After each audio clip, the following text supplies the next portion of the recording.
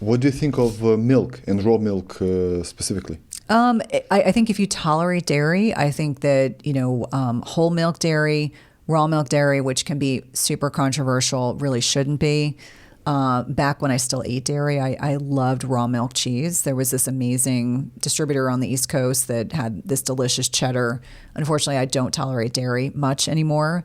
Having said that, I think that it can be part of a healthy diet, but I think it should be the fermented options, whether it's full-fat organic Greek yogurt, whether it's kefir, really looking for the highest quality that you can find. And depending on what state you live in the United States, you may not even be able to talk about, let alone get access to raw milk. Mm-hmm. Like I live in Virginia, and I know that I've never been a raw milk person. I'm not much of a milk person, never was, except for when I was growing up and my mother forced me to drink it because that's what Italian mothers do. My kids always had like full fat milk and they liked that. Having said that, I know that the friends of mine that did consume raw milk or they gave it to their children, it was this very kind of clandestine, behind the scenes experience because a lot of these farmers can get prosecuted. That's crazy. Right. And so understanding what happens with the sterilization of milk, how it destroys a lot of the beneficial properties, I think it's unfortunate. It's like many things in the United States that sometimes the lobbyists for these big, whether it's the Dairy Farmers Association, I don't know who drove the fear-mongering around raw milk, but I do know that understanding what happens with heat pasteurization, I understand back in the times of Louis Pasteur, there was no refrigeration. So they had to find ways to make things safe for people to eat.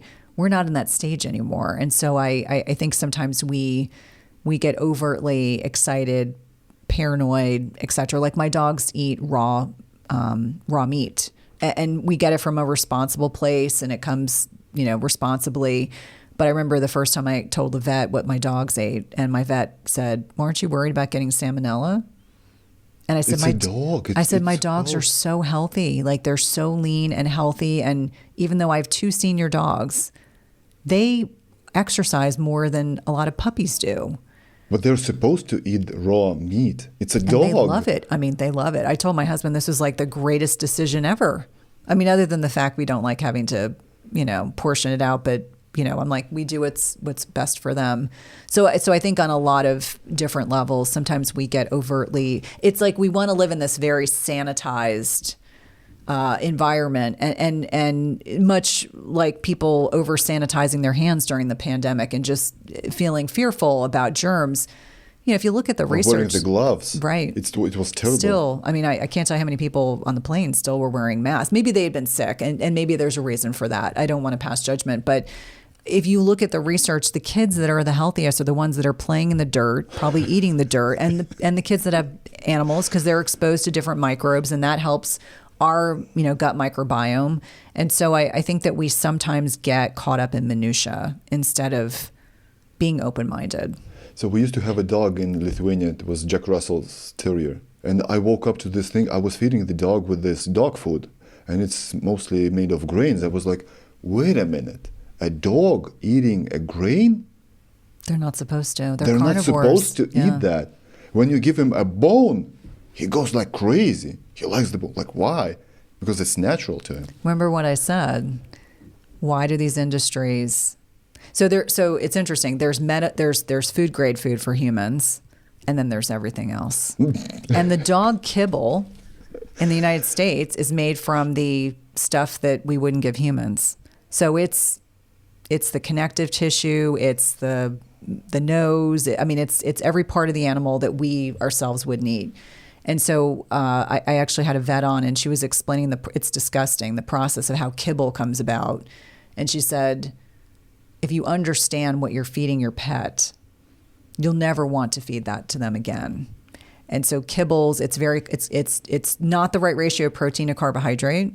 That's number one. Number two, as you appropriately stated, animals should, especially domesticated animals, a dog in particular, should not be eating grains. And I see a lot of backlash between my traditional allopathic trained vet friends and then the functional integrative vet friends that talk about things. And it goes back to this fear-based methodology of, there was one study where golden retrievers that were given grains developed a cardiomyopathy, which is a weakening of the heart muscle.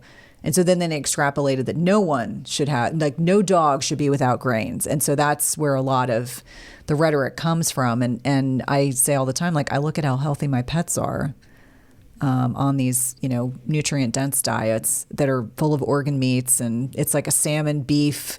I mean, it stinks. It's like salmon, beef, and I forget the other third protein. We tend to rotate them.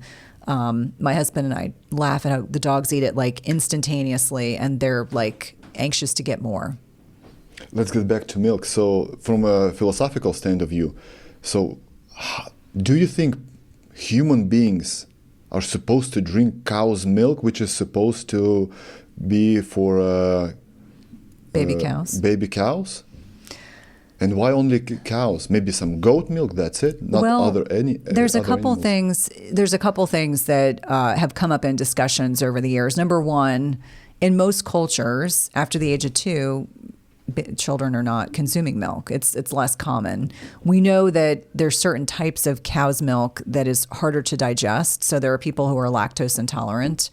I always remind people that we know that sheep and goat's milk proteins are smaller, more easily digestible. There's a variation of cow's milk called A2 milk, which is, again, more easily digestible, and some people will seek that out. Do I think that most people do well with dairy? No.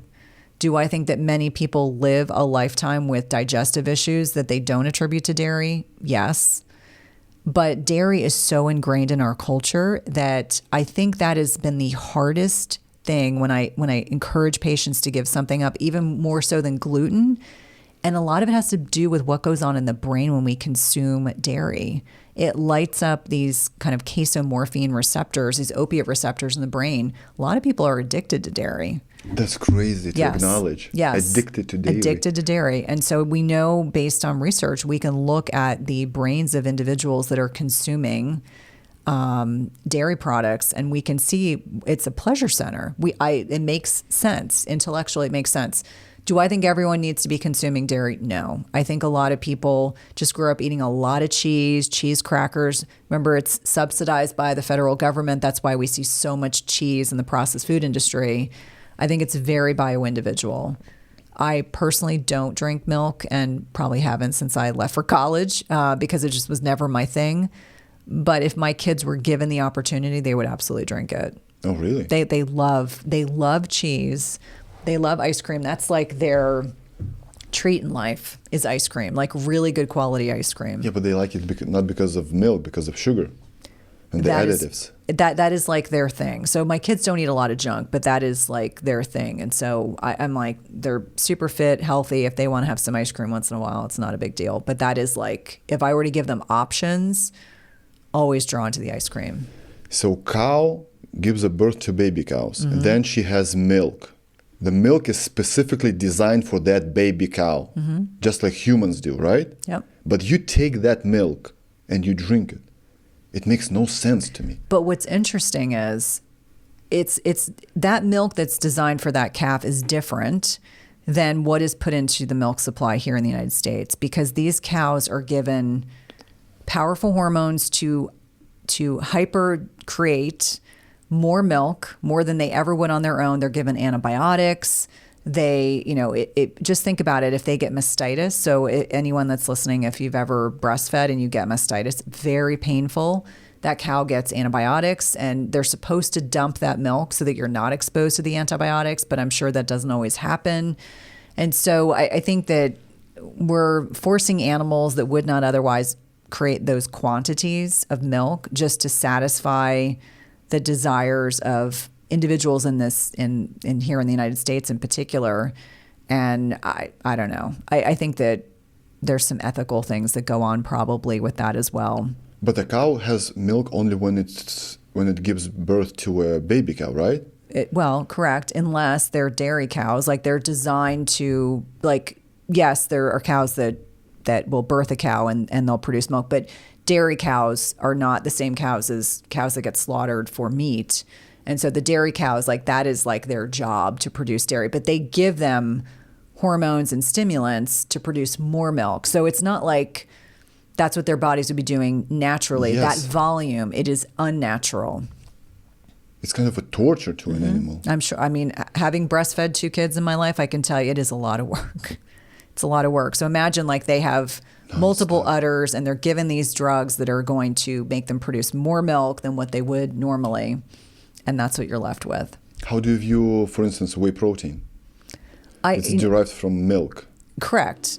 I mean, I can tell you that on occasion I can tolerate whey protein. We know that whey protein can be a very good source of protein, and I'm a realist. I understand people travel, they're on the go, they need something that's quick, and we know that whey protein in many instances can be a really good source of amino acid composition. I would say that ideally we want to get most of our food from real food, but if you need to have a protein powder, I think that's absolutely fine. I think that you would want to find one that has the shortest list of ingredients with no artificial sweeteners, with junk that you cannot pronounce.